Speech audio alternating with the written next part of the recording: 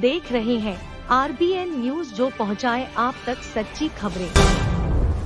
नमस्कार, आप देख रहे हैं RBN न्यूज़ 24/7। इस वक्त हम बदरपुर विधानसभा के वार्ड 184S यानी कि जैतपुर में है, जहां पर ओजोन लगा हुआ है। ओजोन काफ़ी लंबे समय से लगा हुआ है और ये ओजोन नहीं, ये कमाई जोन बताया जाता है। और आम आदमी पार्टी का नगर निगम चुनाव से पहले काफ़ी गंभीर आरोप MCD के ऊपर, MCD के अधिकारियों के ऊपर था कि ओजोन के नाम पे जो है नगर निगम वाले उगाही करते हैं और हमारी सरकार आएगी उसके बाद जो है लोगों के मकान नहीं तोड़े जाएंगे, MCD की जो उगाही होती है उसको बंद किया जाएगा। तकरीबन 1 साल होने को है, यानी कि आम आदमी पार्टी को नगर निगम में आए तकरीबन दिसंबर में 1 साल पूरे हो जाएंगे। उसके बावजूद नगर निगम का जो हथौड़ा है आज तक रुकने का नाम नहीं ले रहा। पिछले 3 दिन से खड्डा कॉलोनी के अंदर जो है तोड़फोड़ अभियान नगर निगम के द्वारा चलाया जा रहा है। यहाँ के कुछ स्थानीय लोग हैं, यहाँ पे कांग्रेस के भी कुछ नेता हैं, उनसे बातचीत करेंगे आखिर क्या कुछ कहना चाहते हैं, क्या क्या परेशानी इस तोड़फोड़ के दौरान उनको झेलनी पड़ रही है। तो सबसे पहले बिलाल अहमद जी हमारे साथ मौजूद हैं, उनसे बातचीत करेंगे। सर, क्या कुछ कहेंगे आज जो तोड़फोड़ हो रही है उसको लेकर? देखिए, पिछले कई दिनों से हमारी कॉलोनी में जिस तरीके से MCD का दस्ता आता है और बहुत ही आप ये कह सकते हैं कि परेशान करके, बहुत ही प्रताड़ित करके उनको परेशान किया जाता है। और जब वहाँ कोई बिल्डिंग बन रही होती है और जब उसका निर्माण किया जाता है, मैं पूछना चाहता हूँ उस वक्त MCD का दस्ता कहाँ होता है, या फिर विजिलेंस डिपार्टमेंट कहाँ होता है, या फिर दिल्ली पुलिस कहाँ होती है, या फिर DDA कहाँ होता है। तो मैं ये पूछना चाहता हूँ, जब वो बिल्डिंग 1 मंजिल, 2 मंजिल, 3 मंजिल, 4 मंजिल पहुँच जाती है, अचानक से एक नोटिस लेकर आते हैं, यानी अपनी ताकत का दुरुपयोग करते हैं। यानी सत्ता के नशे में जिस तरीके से हम आपको याद दिलाना चाहेंगे कि MCD का चुनाव चल रहा था, उस वक्त तो आम आदमी पार्टी के मुखिया यानी दिल्ली के सेवक जो अपने आप को कहते हैं, अरविंद केजरीवाल साहब ने डंके की चोट इस बात को कही थी कि दिल्ली में सरकार हमारे आने दीजिए, यहाँ पे गरीबों का मकान फ्री बनेगा, किसी को परेशान नहीं किया जाएगा और मजदूर बहुत ही खुशहाल अपनी ज़िंदगी गुजारेगा। चुनाव हो गया, चुनाव फुल बहुमत से जीत गए वो लोग। जब जीत गए तो वो एक बात ये कहने लगे कि हमारा अभी मेयर नहीं बना। मेयर बन गया, मेयर बनने के बाद डिप्टी मेयर भी बन गया, लेकिन उसके बावजूद किस तरीके से यहाँ पे ख़ास तौर से हम जैतपुर पार्ट 2 बदरपुर वार्ड 184 की बात कर रहे हैं। पिछले 3 दिन से यहाँ के लोगों को प्रताड़ित किया जा रहा है और ब्लैकमेल किया जा रहा है कि हमारे पास आप पैसे पहुँचाइए। और मैं खुल के कह रहा हूँ, पार्षदा साहिबा और उनके लोग किस तरीके से ठगने का काम कर रहे हैं और अपनी किस तरीके से हम अपनी राजनीति को चमकाएं। ये भी कुछ दिन पहले मैंने ये बात मतलब इशारतन और इस बात को बताया भी था कि ये जो मेयर आई यहाँ पर ना शैली ओबराय जी, तो उन्होंने यहाँ पर सिर्फ अपने पार्षद की राजनीति को चमकाने के लिए यहाँ पे आई थी कि जो पार्षद है ना, इनका हाथ मेरे ऊपर है। ये समझ लीजिए पैसा कहाँ से कहाँ जाता है, इसलिए आप उनसे हाथ मिला लीजिए। लेकिन फिर भी मैं कहूँगा, जो यहाँ MCD के लोग हैं और पार्षदा साहिबा हैं और जो मेयर हैं, डिप्टी मेयर हैं, ये जनता है, ये आपके लोग हैं, ये आपका प्यार है, ये आपके परिवार है। आप जिस तरीके से इनको ठग रही हैं, मैं बिलाल अहमद, एक कांग्रेसी कार्यकर्ता, लोगों का सेवक, जन सेवक, ये हमारे लोग खड़े हुए यहाँ पर, हम MCD की मनमानी यहाँ पर नहीं चलने देंगे, पार्षद की मनमानी यहाँ पर नहीं चलने देंगे। जिस तरीके से आप लोगों को परेशान कर रहे हैं, हम बिल्कुल परेशान होने नहीं देंगे। सर, जैसे कि नगर निगम के जब चुनाव हो रहे थे उस समय जो पार्षद प्रतिनिधि हैं श्रीचंद वोहरा जी, उन्होंने भी चुनाव में वादे किए थे कि गरीब लोग जो हैं अपना मकान आराम से बनाएंगे, निसंकोच बनाएंगे, बिना पैसे दिए बनाएंगे। तो उनकी तरफ से भी कोई कार्रवाई नहीं हो रही? देखिए, उन्होंने यही नहीं कहा था, उन्होंने ये भी कहा था कि उनका जूता होगा, यानी जनता का जूता होगा, मेरा सर होगा। ये अपनी हर अपनी उसमें कहा करते थे जब उनकी सभाएं हुआ करती थी। गरीब आदमी तो परेशान हो रहा, हमारे पास हो रहा है।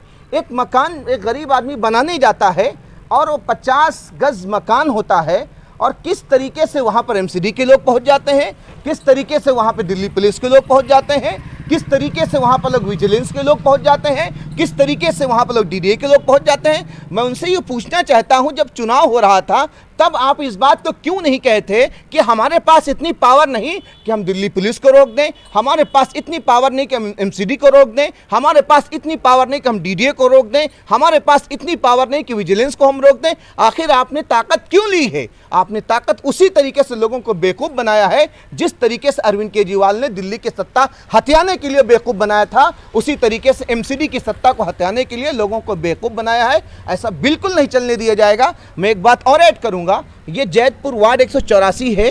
बदरपुर विधानसभा के अंदर 4 वार्ड और आते हैं।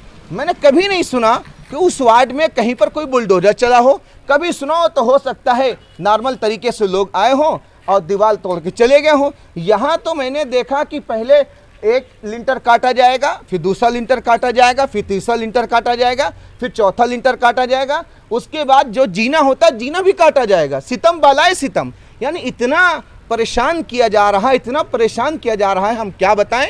लेकिन मैं ज़रूर आपके चैनल से माध्यम से कहना चाहता हूं, अगर अब कोई भी एमसीडी का आदमी आता है या फिर कोई भी पुलिस का आदमी आता है या फिर कोई भी पार्षदा के लोग आते हैं यहाँ पर, तो हम उनको यहाँ पर आने नहीं देंगे, चाहे मुझे जेल जाना पड़े, चाहे हमें पार्टी के आला कमान से बात करना पड़े।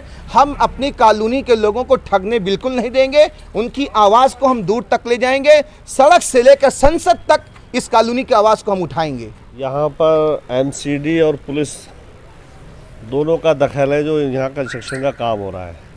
और यहाँ पर आम आदमी पार्टी के पार्षद इस बार जीत के आए, उन्होंने बहुत सारे वादे किए थे जनता से, तो वो एक भी वादा पूरा नहीं हो रहा है। बार बार एमसीडी की तरफ से पहले मकान बनवा दिए जाते हैं, उसके बाद मकान तोड़े जाते हैं।